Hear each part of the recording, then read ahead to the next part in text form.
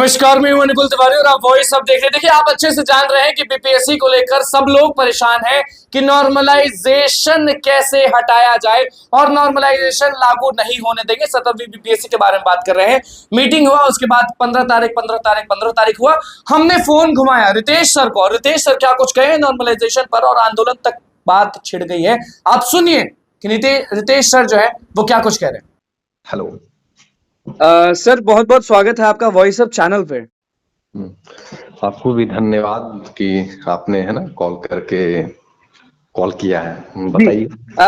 बहुत सारे स्टूडेंट्स हैं ना सर, जो नॉर्मलाइजेशन और परसेंटाइल को लेकर बहुत टेंशन में चलते हैं, और आधे से ज्यादा लोग ना इस नॉर्मलाइजेशन को समझते नहीं है। बीपीएससी की बात हम कर रहे हैं, 17वीं बीपीएससी को आप भी जान रहे हैं कि बहुत सारे शिक्षक जो हैं वो मीटिंग करने गए थे। मीटिंग के बाद भी बहुत सारे शिक्षक जो हैं वो बीपीएससी आयोग गए हैं। तो हम ये समझना चाह रहे हैं सर कि व्हाट इज नॉर्मलाइजेशन, फायदा कितना है नहीं होने का, क्योंकि सारे स्टूडेंट्स जो हैं वो कह रहे हैं कि नॉर्मलाइजेशन नहीं होना चाहिए। और 2 शिफ्ट वाला भी चीज जो है उसमें भी स्टूडेंट्स का कहना है कि 1 शिफ्ट में होना चाहिए, क्योंकि उनको भरोसा नहीं है बीपीएससी आयोग पर।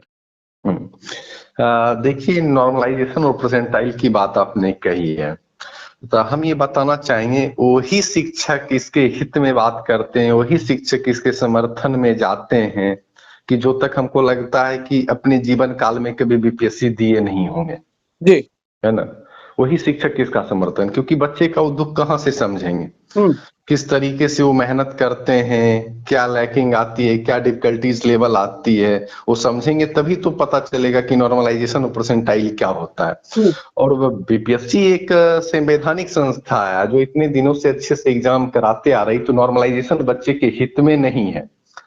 क्योंकि बिहार का आप सबसे बड़ा एग्जाम, बिहार का आप देखिए, इंडिया लेवल पे जाइएगा तो अभी यूपीएससी के बाद आप देखिएगा तो एक बीपीएससी ऐसा एग्जाम है जो इतनी कंटिन्यू ले रही है और एक अच्छे पोस्ट दे रही है।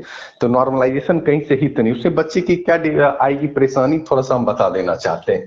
आप मानिए कि 4 अलग क्वेश्चन पेपर सेट हुए जी, है ना, ABCD 4 अलग। अब इसमें 2-3 हम क्राइटेरिया बता देते हैं, देखिए बच्चे कहाँ कहाँ क्या इशू फेस करेंगे।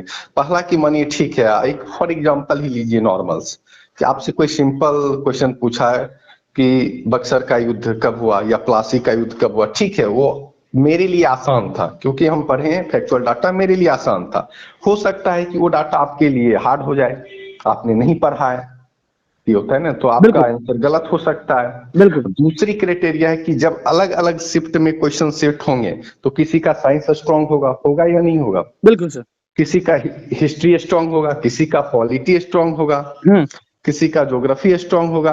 तो जो बच्चे आप मानिए कि जिनका साइंस स्ट्रांग है और उनमें जो हिस्ट्री का क्वेश्चन उनका ज्यादा सेट हो गया और हिस्ट्री उनका कमजोर है, तब वो बच्चे अपने आप को कोसेंगे, काश मेरा ये शिफ्ट में पड़ गया रहता। जी बिल्कुल। तो हम अच्छे मार्क्स ले आते है ना। तो यहाँ सोचिए क्या है, तो ये एक लेवल पे करिए ना, इतना बिहार का इतना बड़ा एग्जाम है, आप एक अधिकारी बना रहे हैं, तरह तरह के अधिकारी आप दे रहे हैं। और शिफ्ट तो सर एक ही होना चाहिए आपके हिसाब से भी? बिल्कुल एक होना चाहिए, ये मेरे हिसाब से नहीं, बच्चे के हित में है जी।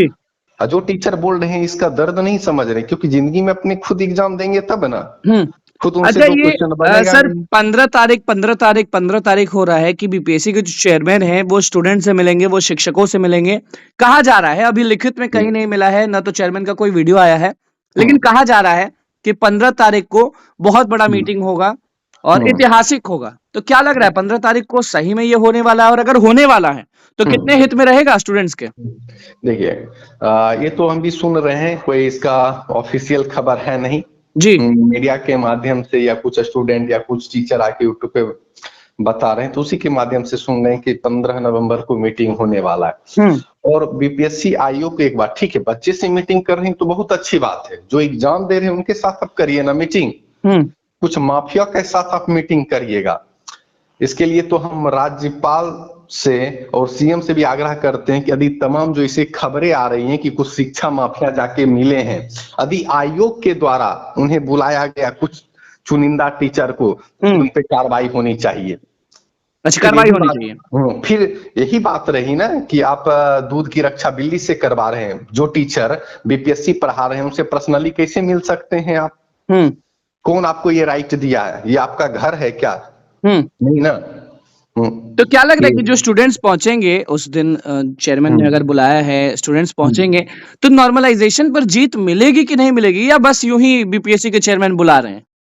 देखिए अब बच्चे को इसमें देखिए कुछ इसमें छात्र नेता भी आगे बढ़ चढ़ के, तो हम कहेंगे जो जेन्युइन बच्चे हैं उनको आगे बढ़ चढ़ के हिस्सा लेना चाहिए, और उम्मीद है कि बच्चे अपने हक में लड़ेंगे, अपनी बातों को रखेंगे, है ना, तर्क अच्छा, से मतलब कि अपनी जो बातों। बीपीएससी देने वाले हैं वही लोग पहुंचे वहां पे?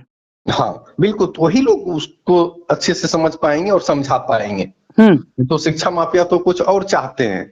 अच्छा, और परसेंटाइल वाला क्या है सर, कि परसेंटाइल वाला पे आप क्या सोचते हैं?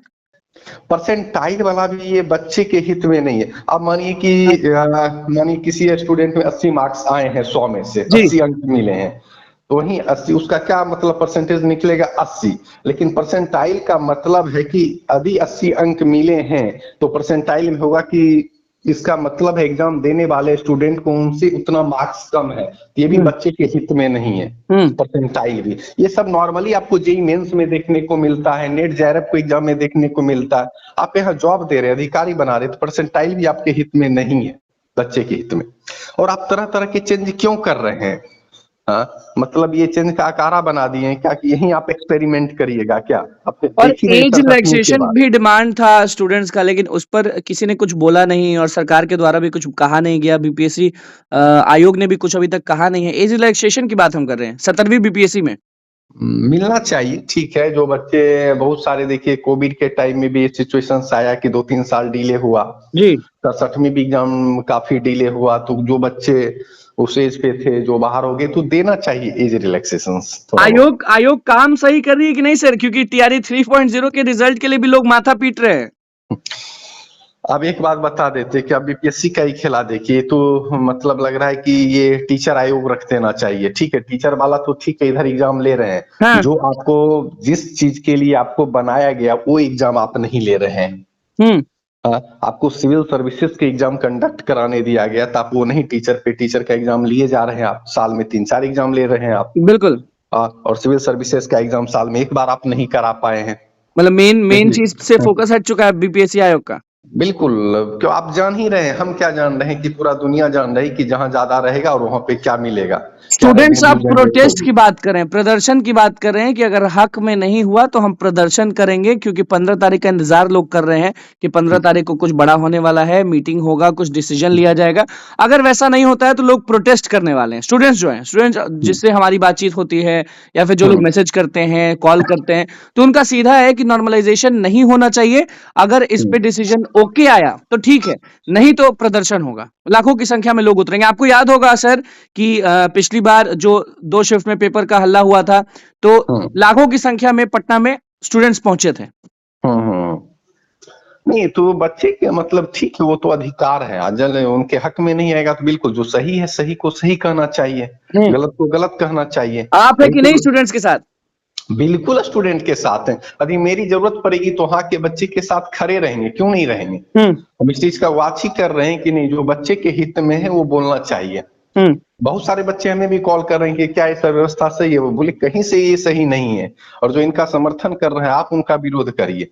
आप तो उनको भगवान बना लेते हैं। बताइए, लोकतंत्र में कोई इंसान भगवान हो जाता है ना? 2 बात आके इमोशनली कर देंगे तो भगवान का दर्जा दे देते हैं, वो तो मेरे लिए भगवान है।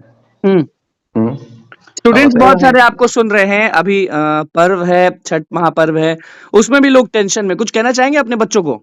बच्चे को यही कहना चाहेंगे कि ठीक है, फेस्टिवल अभी एंजॉय करिए, पैनिक नहीं होना है, और जो भी होगा बीपीएससी के अध्यक्ष आपके हित में फैसला लेंगे। आप लोग ज्यादा से ज्यादा जाके समर्थन करिए और नॉर्मलाइजेशन के फेवर में अपना तर्क मत दीजिए, ठीक है ना? वहां बताइए कि ठीक है, ये व्यवस्था बिल्कुल गलत है।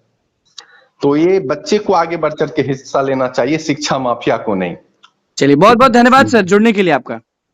ठीक है, थैंक यू। तो रितेश सर को हमने फोन घुमाया और ऑडियो कॉल पे हमने उनसे पूछा कि नॉर्मलाइजेशन पर आपका क्या कहना है, परसेंटाइल पर आपका कहना है, एज रिलैक्सेशन पर आपका क्या कहना है। सारे मुद्दों पर उन्होंने क्या कुछ बोला और स्टूडेंट्स का किस तरह से साथ दिया वो आपने सुन लिया। अब आप कमेंट में जरूर बताइएगा कि आप 15 तारीख के लिए तैयार हैं कि नहीं, और आपको 15 तारीख पर भरोसा है या नहीं है। तो बस हमारे चैनल को सब्सक्राइब करें, बहुत बहुत धन्यवाद।